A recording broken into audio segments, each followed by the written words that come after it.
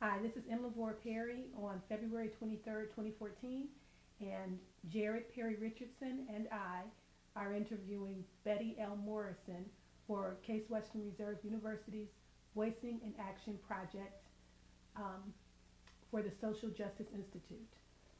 Thanks. This is Jared Perry Richardson. I'm here with LaVora Perry, and we're interviewing Betty Morrison, February 23rd, 2014, and I'm the cameraman. Okay. So yes, Betty, so tell us about yourself and the history of your family. I'm Betty Morrison. Uh, cut. Don't look. I'm Betty Morrison.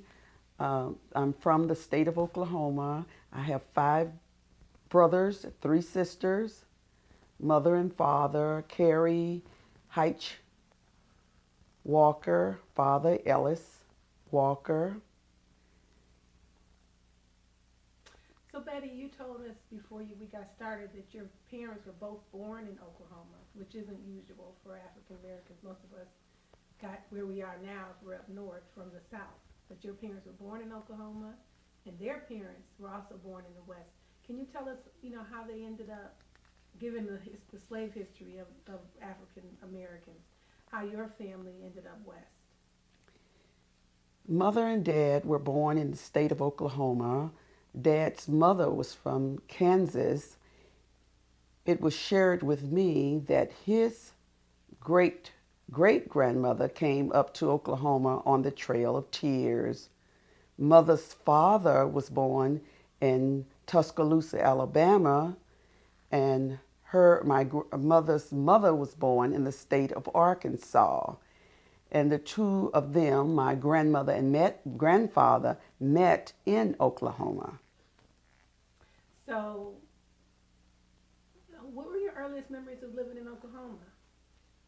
Very fond memories. I was born in Porter, Oklahoma, and grew up in Muskogee, Oklahoma. Everything was segregated back then. We had a very happy life. High school, the high school was segregated, but we were very happy there. When you know no other way, everyone was like sisters and brothers. Church was very much a part of the life there. So isn't Oklahoma where that one town was gutted, like the black town was gutted during, I guess it might have been the 20s, when there was a thriving black community? Isn't that one of the places that took place? Did you have any memories of hearing any stories about that? I have no memories of that, but being that all of Oklahoma was segregated, very segregated, but you're speaking of Tulsa, Oklahoma, and the Greenwood riot. Okay, right. Did anybody, talk about that? It was not talked about that much when I was growing up, because we had other issues then. We knew where we were supposed to go and not go. I remember very well going to health clinics. They had a part that was marked for the blacks and a part marked for the whites. We had our water fountains were marked black, white, and so were the bathrooms. Colored. Colored. I'm sorry. It was colored. Colored and white. And so, do you, at that time with segregation being as it was, do you recall anybody talking about it?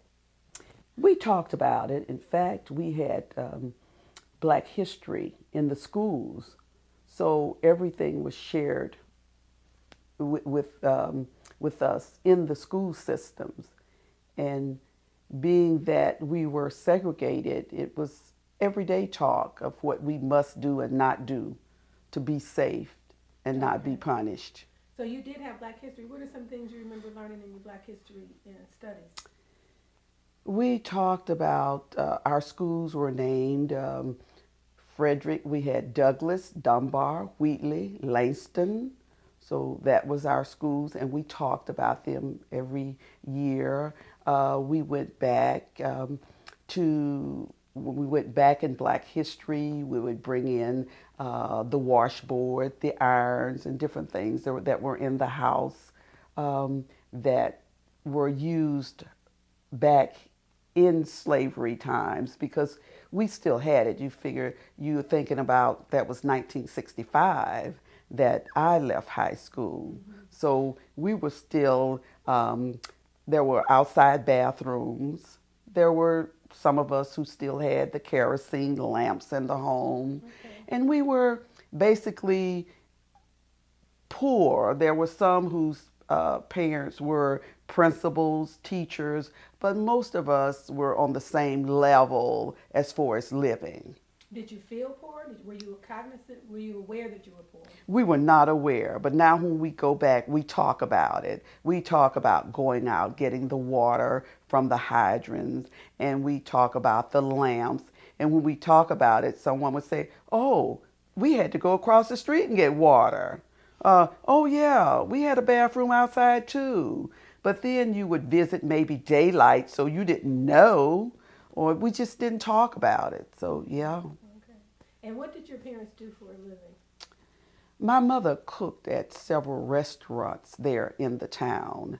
It was only after we were out of high school that she got a real job, and she was cooking at the hospital, Muskogee General Hospital there.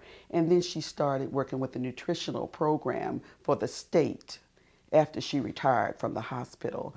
My father was always self-employed. He drove a school bus to take the workers to pick beans or cotton in the fields. So he was always self-employed. And when he wasn't doing that, he was working in his gardens. He had a garden on all the empty lots on the street. When they tear down the house, he would go and he would have gardens there. So he sold what he grew in the garden? Or he just did that for...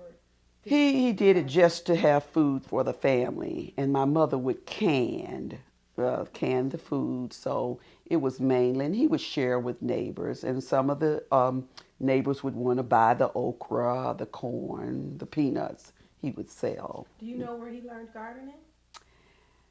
I really don't know. I guess it was self, because Dad shared with us that he left home when he was 12. Did he grow up on a farm? Yes and no, because he shared with us that his father was killed. They used to dig wells, and damp air struck him. I don't know what that is, but I guess after they go so far down, they run into air. So he shared that with us, that leaving home at an early age, he grew up fast. And the home that we lived in was built by Dad and another man. So, yeah. Why did he leave home so early? Well, after his dad passed away, and then I guess the mother couldn't provide the proper care for the children, he decided to go out and make it on his own. How many siblings were there?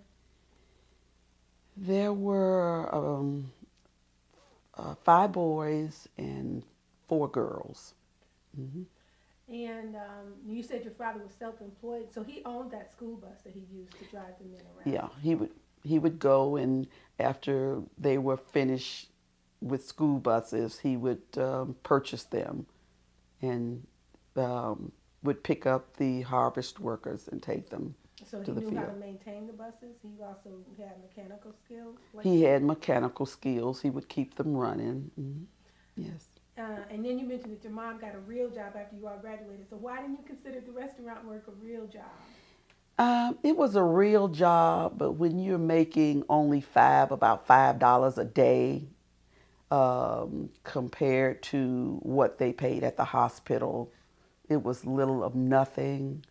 That's why I said it that way. Mm-hmm. Understood.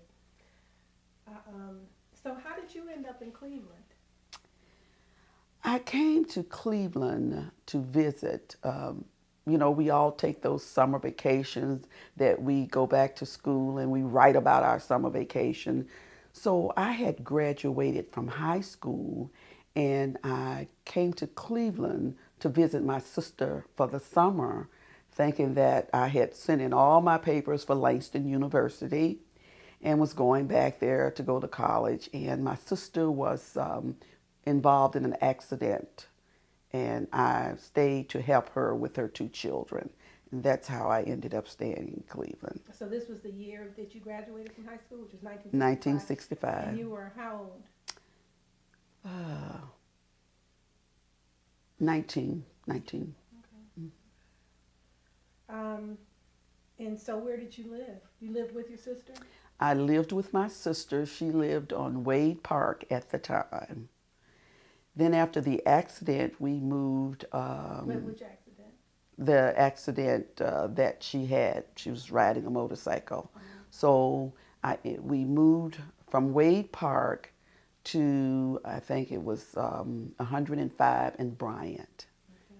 And I'm sorry, where in Wade Park was she living when you got here? Wade Park and what street? Wade Park and 105, like in that area. Okay, so then you moved to 105. 105. And the people that we roomed with purchased a home in East Cleveland and asked us to come with them. And they moved downstairs and we moved upstairs. And that's how we ended up in East Cleveland in 1965. So what street was that? 135th off Shaw. Okay. Mm-hmm. And so they wanted you to move with them because to keep the rent down? Well, it was I mean, not the rent, but for income purposes. Yes. The homeowner and my sisters were friends. And they shared the rooming house, and they were like sisters. So when she and her husband purchased the home in East Cleveland, they asked her to come with them. So that's how we ended up with them. And it was made to be a 2-family house? It was a made to be 2-family. Okay. We moved upstairs, and they were downstairs. Okay. Mm-hmm. So what was it like in East Cleveland at that time? It was really too quiet for me. But I was happy to make the move. Why? The community and a better life. When we moved there, there were people on the street moving out. Next door, I remember there was a black family that purchased that home, and there was a white man upstairs. So he moved out because they were purchasing that home, and he moved down the street, and blacks purchased that home. So that's the way they were house jumping back then.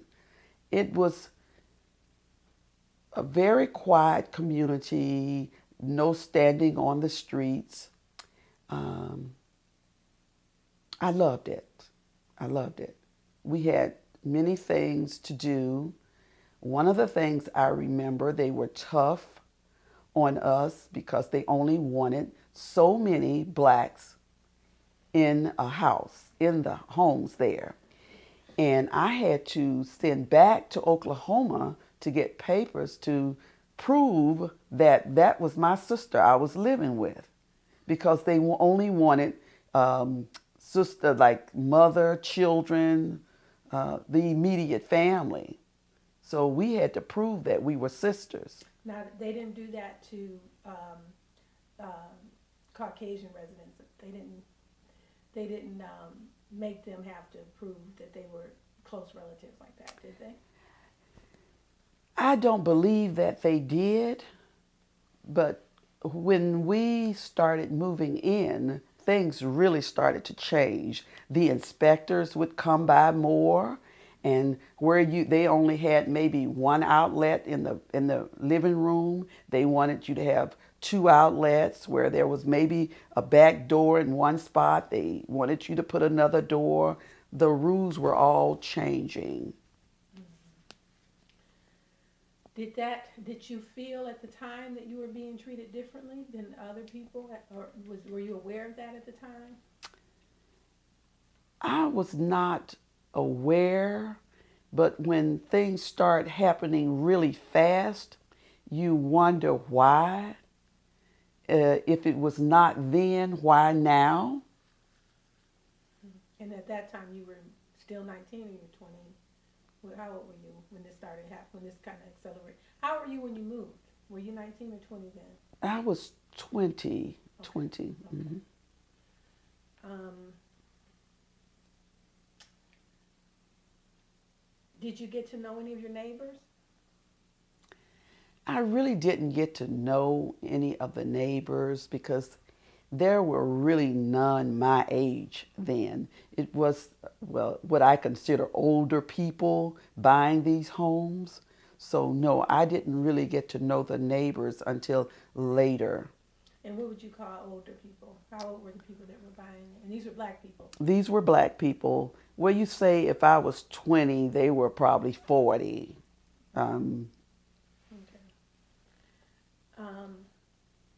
So what are your fondest memories of living in East Cleveland?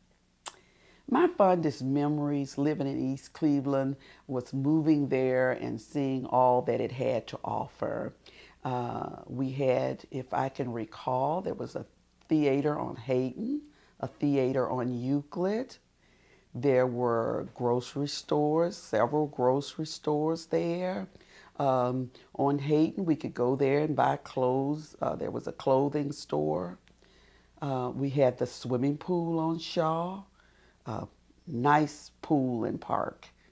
And there were several of those in East Cleveland. So those were my fondest memories looking back and seeing all that it had to offer. The schools were great then. So the swimming pool on Shaw, you're talking about the one behind Chambers Elementary School? The one that was behind Chambers. Okay. That's right. And now I'm kind of connecting the dots. So your sister that you moved in with was Sheila Sharpen's mother. Is that correct? That's correct. Mm-hmm. Okay, all right. That's correct. And let's see. Now, who's living in that house now? That house is one of the abandoned homes in East Cleveland. They moved. My sister now lives next door. Mm-hmm. The homeowners started losing homes back then. Another thing that happened, and it seems that the water bills were very outstanding for the homeowners over there. Mm-hmm. And I can't say because I was never a homeowner, but they started having problems with that, an absentee landlord. So that home is now abandoned, and they live next door. And I don't think my sister will be leaving East Cleveland. That's all she know of. So that's where she is. So in what ways has East Cleveland changed over time? Wow. How do I count the ways? Abandoned buildings. The theaters are gone. The people are gone. The school system is there, but spending my career there, it's gone. There are so many things that when you look around, I can say that it's gone because I saw the before and I see the after effect. If you live there now and my family is still there, when I think of what was and now, and you wonder if it will come back, it would take people that love that city to bring it back. And I think that politics have played a part. you really have to have East Cleveland at heart to bring it back. What do you think happened to make East Cleveland change into what it is today?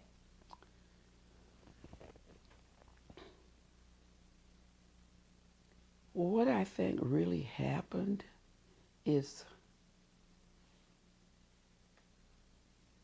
absentee landlords, and then the people that could afford to move for a better life did leave East Cleveland, as I did. And one of the reasons, you wanted your children to grow up and be where there were people who had the same thing at heart that you had, that valued the same thing that you valued. You wanted the best education for your children. You wanted the best environment for your children. And in providing that,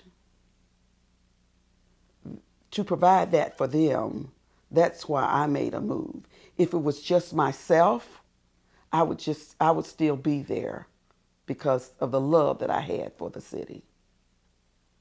But it was for after I had children that I knew that I had to make a move. And that was because I could see the change of the city.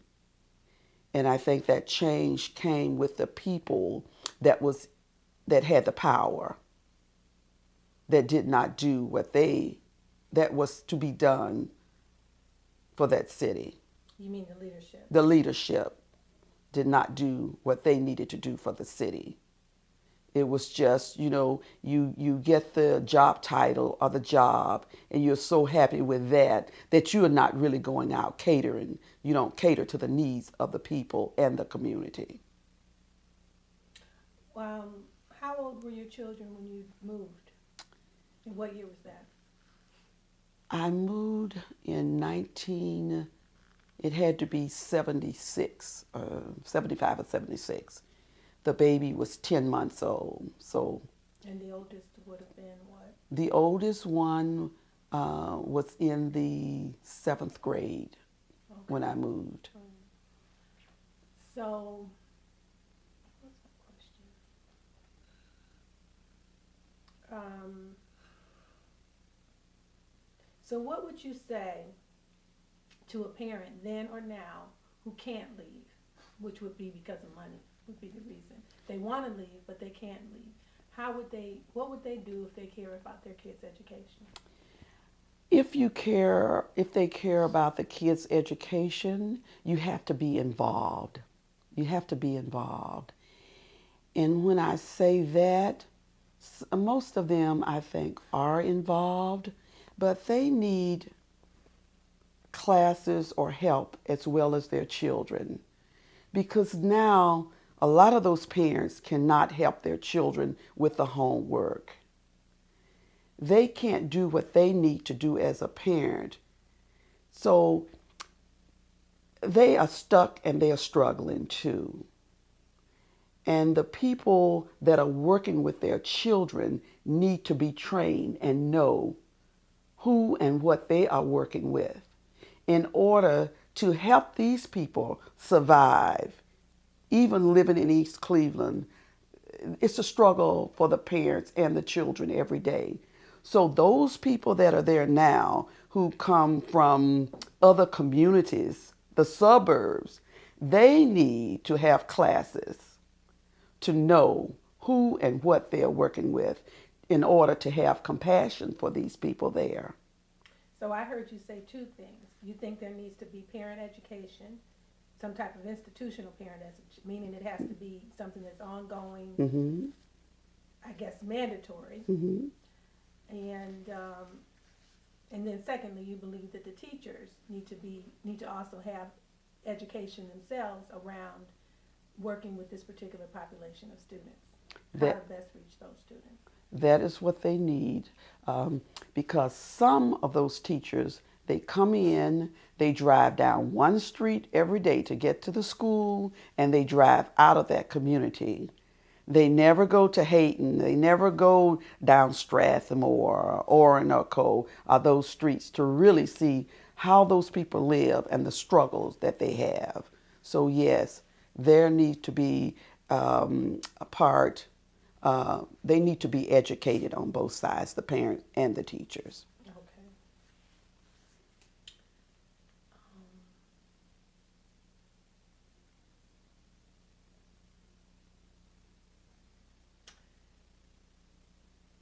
So when you left East Cleveland, were you still married at the time? Yes, I was still married, and my husband was an educator in the Cleveland school system, and I worked in the East Cleveland school system. Okay. And you moved where? We moved to Warrensville Heights, Into this house right now? and in this house right now. And just tell us what street we're on and the We're on Landberry Avenue, off Warrensville Center Road. And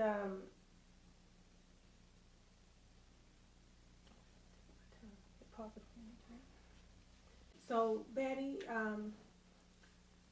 that was early. You were one of the first people to move because a wave of people, I guess, started moving around the 80s.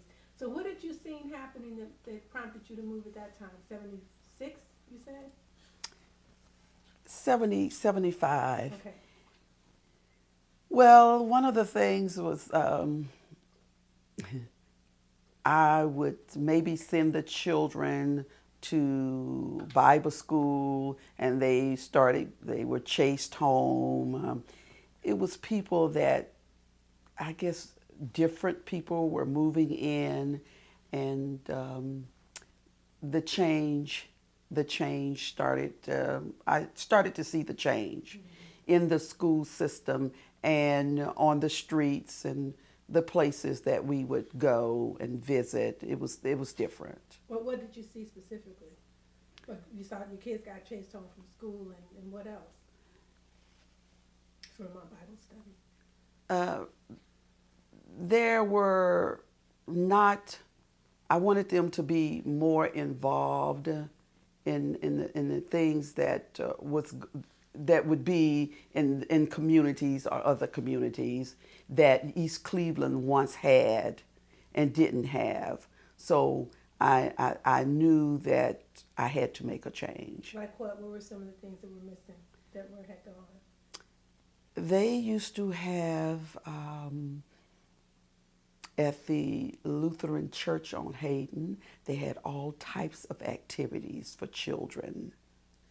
At the East Cleveland Theater, there were many activities there for children. And that was in the times that my nieces were growing up. They no longer had them. So I didn't foresee them coming back soon enough for my children. So that's when I decided I would make a move. Okay. And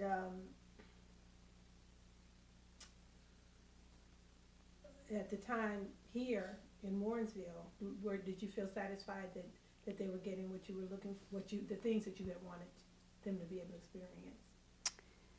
At the time, I did see that, but as time went on and I was involved in the school system, at the time that I moved, which was 1975, I compared and I saw that East Cleveland was still, as far as the school system, they were good. Mm-hmm. We had things there that Warrensville did not have. The elementary schools in East Cleveland were outstanding. The high school had everything that they needed for the students in East Cleveland to work with if they really wanted to do that. And I say that because I was comparing the school system, which was like, wow. I'm thinking I'm moving to Warrensville, and East Cleveland is still good with what we have over there to work with. As good as, better than? As I could say better with what I saw. better. Did you ever communicate that to people? Wait, hold off, don't leave yet, because it may not be as good as you know. Did you ever say that to I other could parents? to some of the parents and the people that I worked with, I said it to. That now I remember my question. Now when did you start working at Shaw, and what was your job? Actually, before we get to that, what were you working when you moved in with your sister, and when you moved to East Cleveland? Did you have a job at that time? A good question. When I came to Cleveland, life changed for me. And when I say a change, I was one of those who was pregnant. Got pregnant, and I was in college.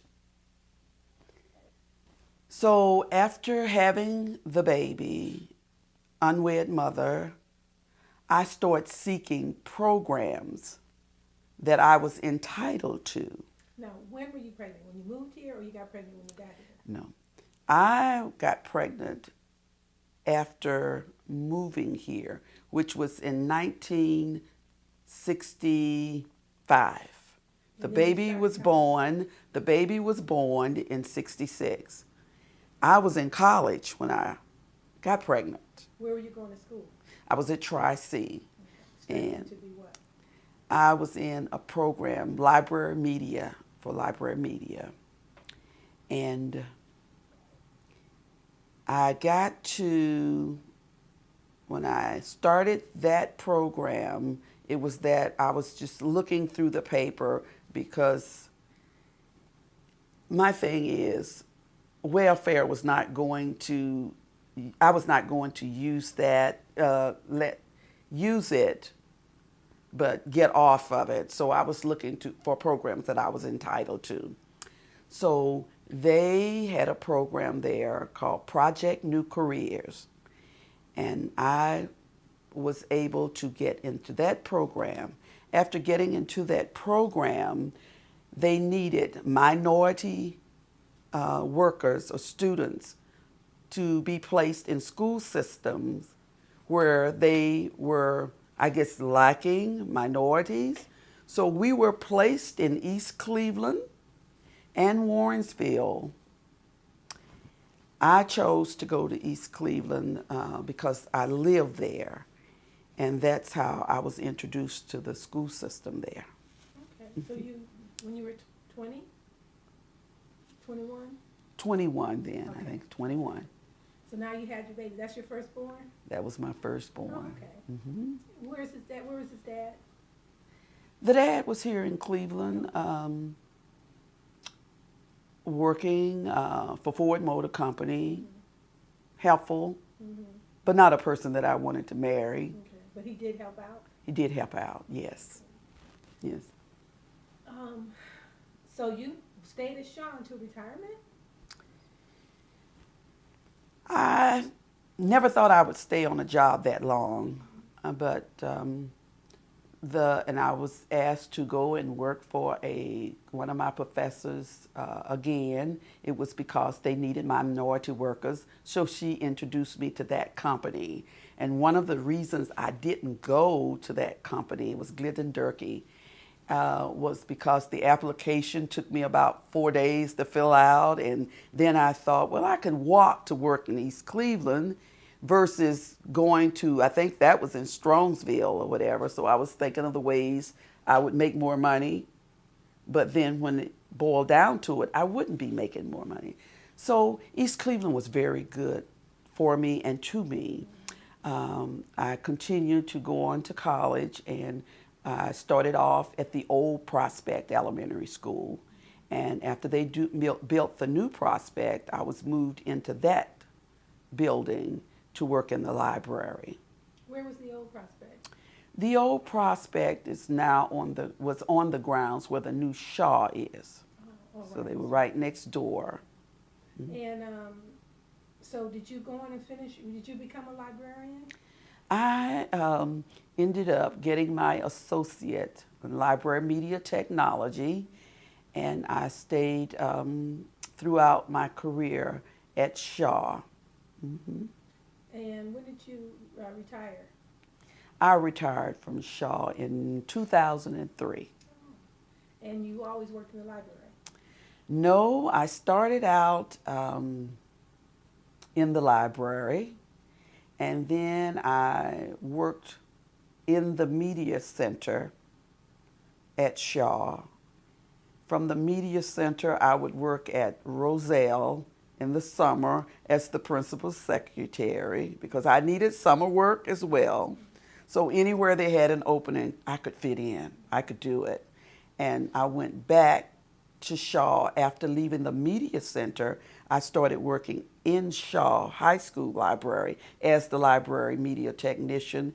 I did the sound system for the auditorium. I met a lot of famous people, Tyler Perry, many basketball players, and because I was the one that would go and open up and do the sound system. Montel Williams I met, he came there as a speaker. Little did I know I didn't get the autographs and do what I was supposed to do. But East Cleveland was very good to me, and it's a city that I still have at heart. Now, when did you meet your husband, your ex-husband? I met my ex-husband in 1973. He was a student teacher at Shaw from Central State University. Mm-hmm. And then when did you all divorce?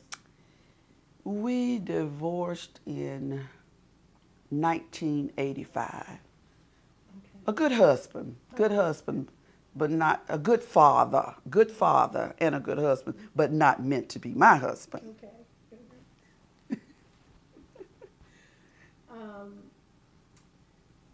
Do you think that racism or race has impacted you personally, and if so, how? I didn't let race impact me. And I think that Oklahoma played a part in that. How so? Because when you know of no other way but growing up being happy and what's happening around you does not affect your life, because I think I was too young to really get involved in all of what the people before me, they had kind of set the tone. So we knew where to go and not to go and what to do and not to do. You knew that you were black and you knew that they were white. You knew your place. So we, as blacks, were like a family and we made each other happy. So no, race did not impact me. And when I came to Cleveland, I felt more segregation here than I did there, because it can be like culture shock. When I walk in Tri-C and I was in class with whites, and I could see the many ways you see that they cheat around you. You see it all. You mean the classmates were cheating? Yeah. And you see, well, they cheat. And maybe that's how they got ahead. You know, your mind starts ticking. So when I went to East Cleveland, there again, even in the school system, and growing up back in Oklahoma, when you had the black teachers, they gave you all they had. They gave you all they had. They prepared us to go out. So I didn't feel the pressure of coming in, mixing with them, feeling that I was beneath them. I didn't feel that. When they put me in East Cleveland, I knew that I was put there because I was told that they needed more black workers there. one of the things I had to express that I didn't know is I was working, going to college to prepare myself. And when I got into the system, the people that were there in the library that I was working with were not degreed. They were they were grandfathered in. And these were white people? These were white people.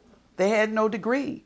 When the library, when they went for their little monthly meeting, they would close the library and I would be there. So I had to say to the person that was over me, anyone can stamp a date due card and shelve books. So they told me that the library would no longer be closed when they were absent, when they were not there. So you were saying keep it open because Keep it open because I can do the job. Right. I can do the job. So no, race did, and I say all that to say I don't think that that had an impact on me and all, the race part of it.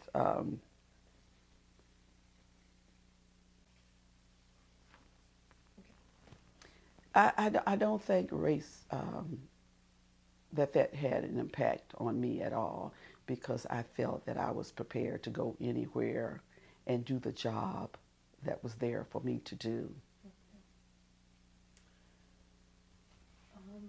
Do you think race has impacted East Cleveland?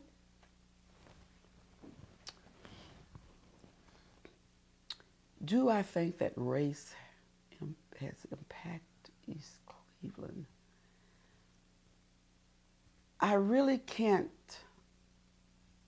answer that the way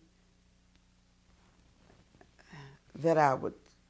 I don't think so, because when the whites left East Cleveland, we, the blacks, came in to take control of East Cleveland. Had they, if the job was there for them to do, then those that have been in those jobs should look back. They should be looking back, asking themselves, what did I do? Where did I fail? And those that are there now should ask themselves, what am I doing, or what am I going to do? What am I going to do? So the leaving in such a short period of time that took place of whites leaving, do you think that had anything to do with race? It had a lot to do with race. We call it white flight. Mm-hmm. They left us. They rented out their buildings. They were getting rent, not paying the water bills, not maintaining the buildings. And we can be a part of that. Blacks can be a part of that. Because if you fall for living in their buildings without them coming in painting or maintaining those buildings, we cater to them in a way that they see that, okay, if they're going to live with this, then I will take their rent, pocket their money, and they seem to be happy over there. Then we play a part in showing them that we have to show them that this is not the way we want to live, that we expect more of them. But once they left, we moved there.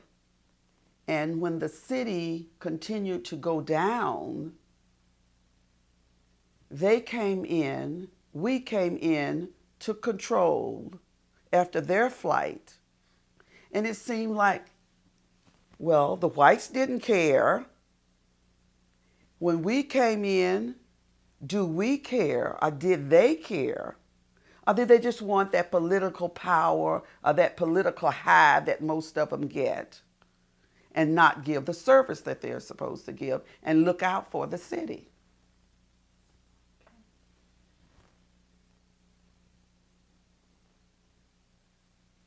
Do you think that inequality of any type has personally affected you over the years or at any point? The quality? Inequality. Mm-hmm. Yes, it has affected me.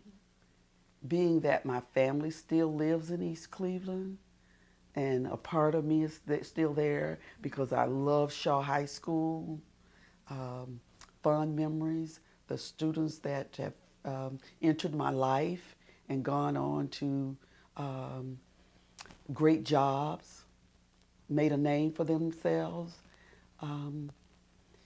It has impacted me to look back where I started in East Cleveland and where they came from. It's a heartbreaker. It's very heartening to see the city.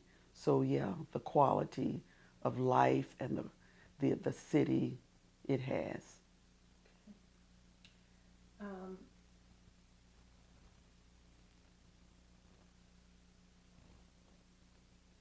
So, do you think that at any times, like an unequal treatment has had any impact on you personally? Unequal treatment. I can't say that because the unequal treatment came when I first started working for the school system. And because I think that I'm able to speak up and communicate for myself, I think that it worked for me to stop the unequal treatment, So you gave the example of the library, of saying, letting them know you could do that. I could do that. And when it became all black, and if there were any problem, I would think back to when I started there and I knew what I did and what I could do. So I was able to share that. So there were no unequal treatment there. So I think, and I removed self to see the unequal treatment in others who cannot communicate for themselves, or they have to be where they are because they need a job. You know, a lot of people don't speak up because they are needy. I need this. If I say something, I'm gone. That's still there. And there are still a lot of unequal treatments with black on black. It's still there. You mean it's there in general, or it's there at Shaw in the employment situation there? Well, from the time that I've been gone since '03, so I can't speak on what's there now or what's going on, but I'm sure that some of the people can tell you that it is there. But for me, I could speak on it when I was there, and to know, you know, that some people had been there for years and was wanting a position or did not get a position, and it's there. It's there. And did I understand you to say that you would speak on their behalf, or you just noticed that it was happening?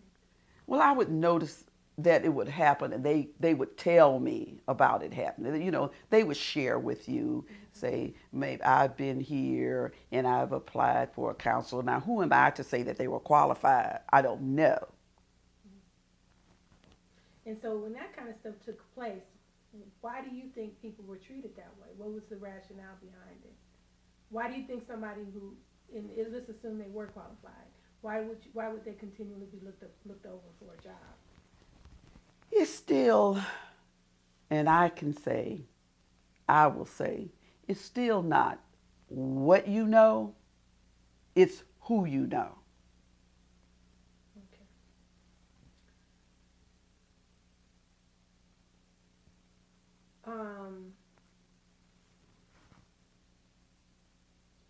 What was the last time in the history, your knowledge of the school system, that the last year, we'll say, that it was at its peak, then from there it began to go down? What year would you say that was?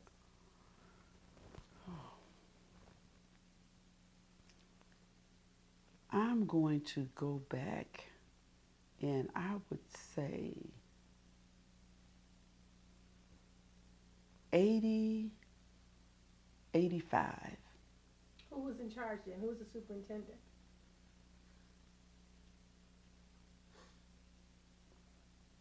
Who was superintendent when it started to go down? Well, I'm saying when it was at its best. At its best, at its best. Lynn Vichy was the superintendent when it was at its best. Okay. At its best. Mm-hmm. And I think I must have gone through about 5 superintendents After that. Or- after that. Okay. About So Lynn Fishy was there what year? What year was this last term? That a man or woman? Lynn Vichy was a man. I can't remember his years. Okay. Dr. Lawson, I went through Dr. Lawson. I went through Dr. Sims. Who else? Dr. Rondell Edwards, Dr. Dowdy, and Elvin Jones. After Lynn Fishy? Yeah, Okay. those were the superintendents that I went through with. Okay. Yeah. My daughter started under Elvin Jones. Oh, okay. Kindergarten. She was in kindergarten under him. So do you think that some type of, inequality, unequal situations have impacted the city of East Cleveland at all? And if so, how? Impacted the city. I do think that, again, the impact that has been put on that city is the leadership that it started with City Hall. Then you have the people that are moving to East Cleveland. They move there for a better life. Then they come into the city. They don't have the help that they need. They need help from City Hall and the school system. You have to have people that are sensitive to people that come in. So that's where I think that the breakdown, we cannot blame the school system. We cannot blame City Hall. We cannot blame the people that are moving in. We all have to work together. We all have to work together. You have to listen to the voices that are speaking. You have to know their needs. If they need food, if they need the houses, help with repairing the homes, all of that comes together to make a city,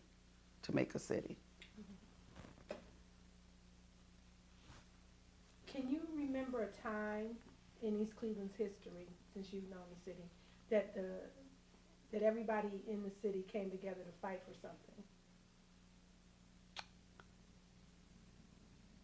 I cannot, when we say fight for something, they usually come together when there's a death. They gather. Other than that, I can't recall anyone fighting for better housing, or say the state has funds and you want these funds and we need to come together for a rally. I can't. I don't remember that. Like I say, I can remember them coming together for crime, if a crime has been committed in the city. You can and you cannot. That's usually when they come together, when there is a crime committed in the city. It Can you brings out the remember people.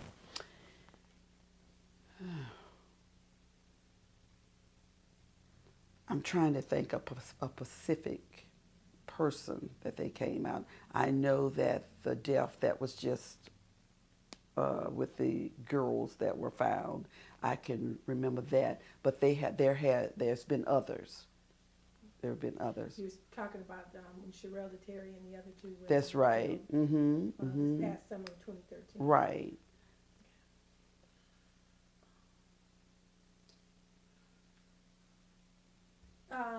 Do you think that the institutions like CASE and the museums and the clinic, as well as the cities like Cleveland Heights and Cleveland that surround the institutions in the surrounding cities have impacted East Cleveland at all? I really don't think so. When you say impact, I understand that they were talking about the merging of the schools, and Cleveland Heights didn't want them. And then there used to be programs, and I'm still thinking that they have them, that Case used to work with Shaw on, the Upward Bound, and they had other programs that were fantastic. But there again, the student body changed. And a lot of students aren't interested in what the students before them were interested. You have to remember that we had Neela Park up there who used to embrace East Cleveland schools. Programs at Case, they had programs going in all directions for East Cleveland. Then there came the time when the people moved to East Cleveland. The students had to go home and pick up the little brother and sister from school. They had to go stay home and keep the sister and brother. So then there were the people that did not value education as the first flight of the blacks to East Cleveland. Yes, the communities surrounding schools and the communities did embrace East Cleveland. You mean before? Before. Okay. But then if you have no one to embrace, we have to let our children be children that they are. But they are growing up so fast where the absentee fathers, are not there, and they have to take on the role of doing the things that we as parents should be doing. So you're saying that because students, some of them had to parent their siblings, they weren't able to be involved in after school programs. Right. Because they had to go pick up their brothers and sisters from school Right. and things like that. So if East Cleveland could be whatever you would like it to be, whatever you could imagine it to be, what would it look like? They would have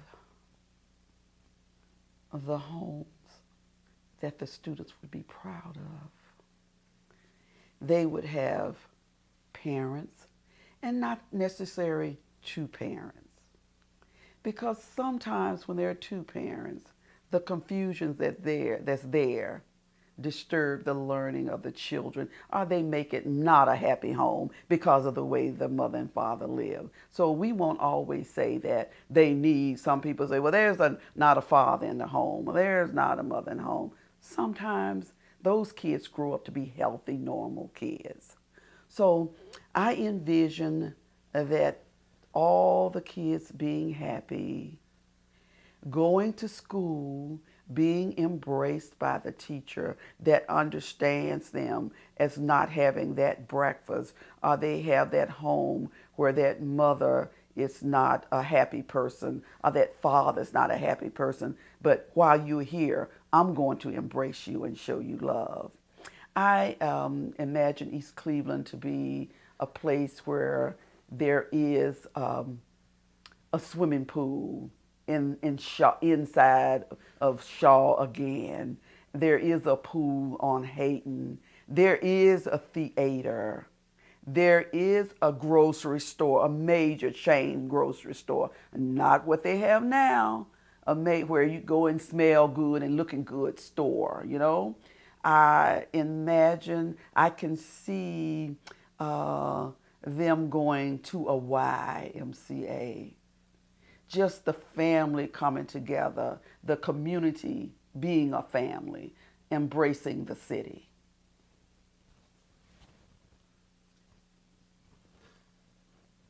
Okay, so in order to create that kind of city, what do you think needs to be done now? Now, I think that the powers that be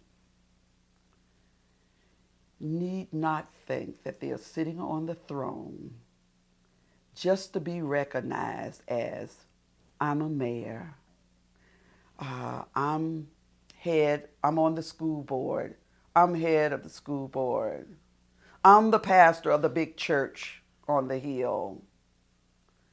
I think that you should step out into that community, step out into East Cleveland, walk down the streets, let the people know who you are, and let them tell you what they see East Cleveland as being. And let them tell you, there are people there that was there before me and will know the story and can tell you what it was to what it is. So I think that the power that be that's there now, and those that are going into that city, working every day, need to take the city at heart and deliver. Do you think the residents have any role to play in that, into building that future East Cleveland that you see? I think the resident has a role, and they would take more.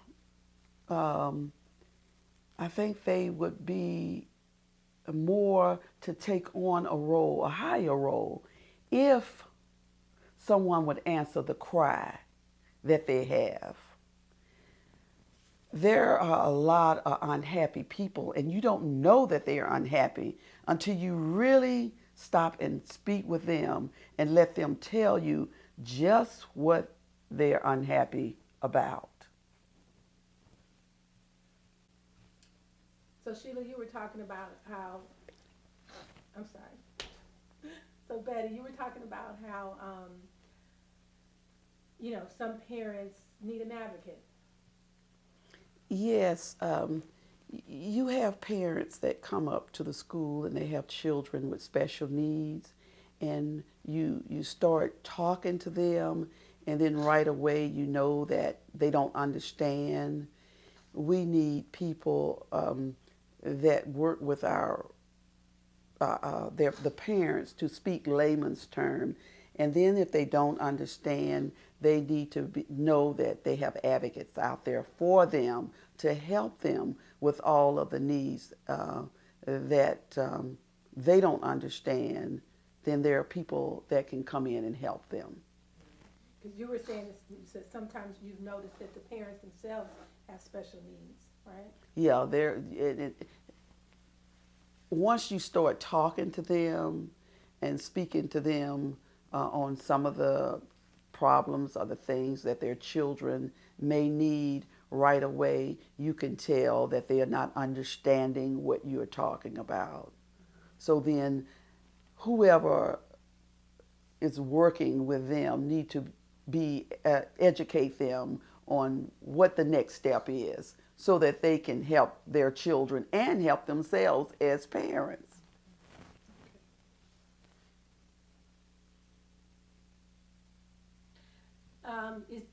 Is there anything you'd be prepared to do to help East Cleveland become better?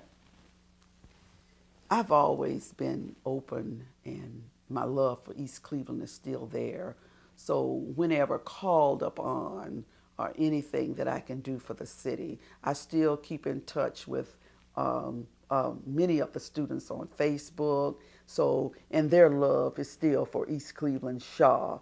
But moving to that community in 1965 and leaving in 1975, I spent many years on 135th and on Orinoco. So my heart is still there, and I still have friends over there. So I'm open to whatever I can do to help East Cleveland. So I just want to backtrack a little with something we talked about on when we weren't on tape. Now, because I had mentioned that how with the black flight that we go off to other cities and then they become like the city we left and then we move out further and we keep doing that. And you mentioned what you perceive, although this is not my perception, of Warrensville to be at this time. So just for the record, can you speak on that? I can see the changes that's been made in Warrensville from 1975 up to now. And again, the powers that be, you get in and you lose, you don't communicate with the community. That is one thing that you must reach out and know the needs of the people in the community. Yes, our school system has changed. A lot of the people that were here are gone, moved out. On my street, it's like the retired community in Florida. All of us are retired people. Our children are grown and gone. But I can see the changes that happen in East Cleveland. I see the changes that has come to Warrensville that's here now that took the steps in East Cleveland. So I'm hoping and praying that my city will take notice and listen to the voice of the people.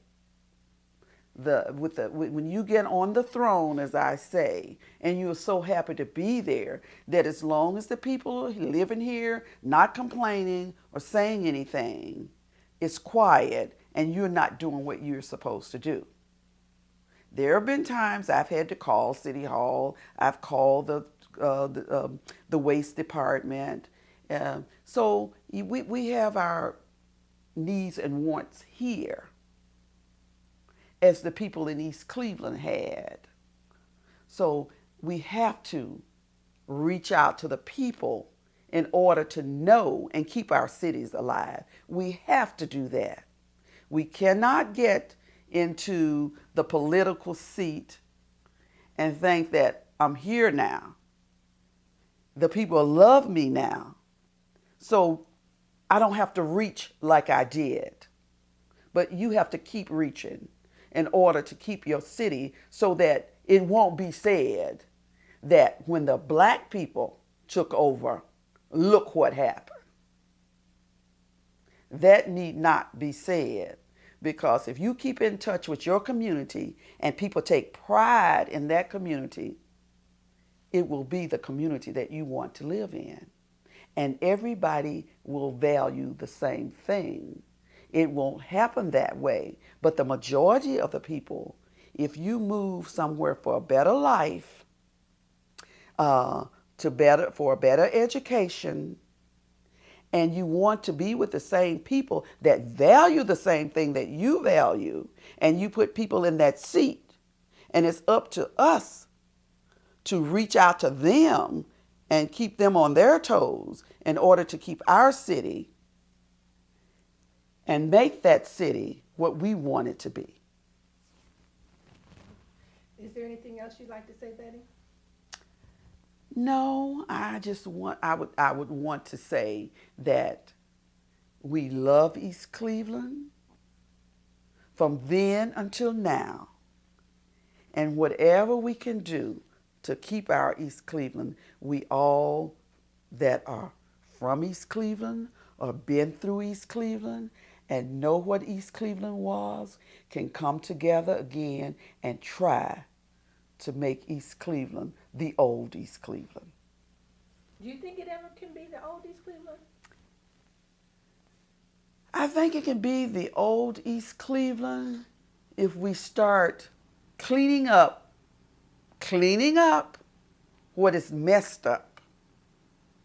That is from City Hall, through the school system, through whatever is around us.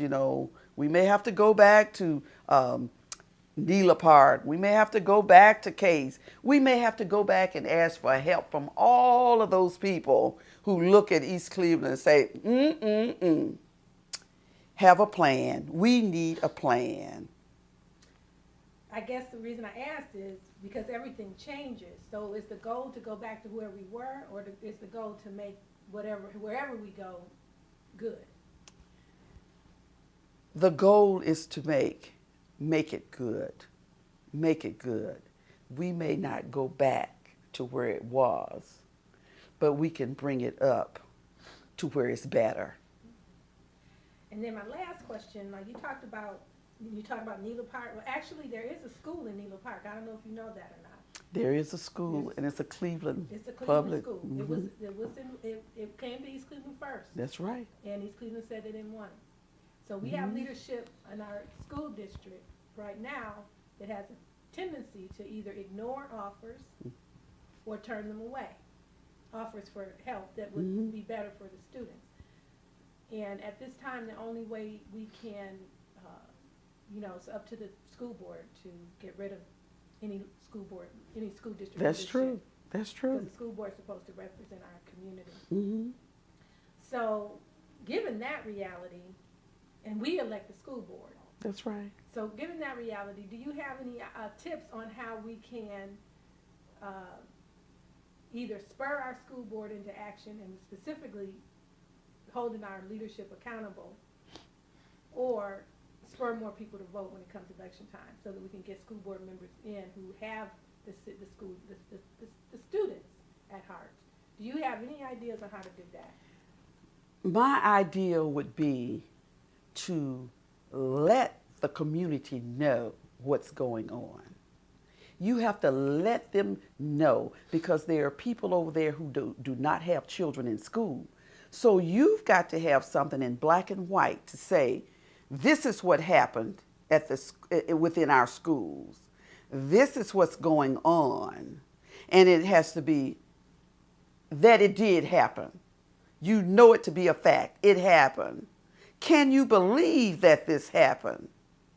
You have to sell them on something that did not happen, but would have benefited their community and their school.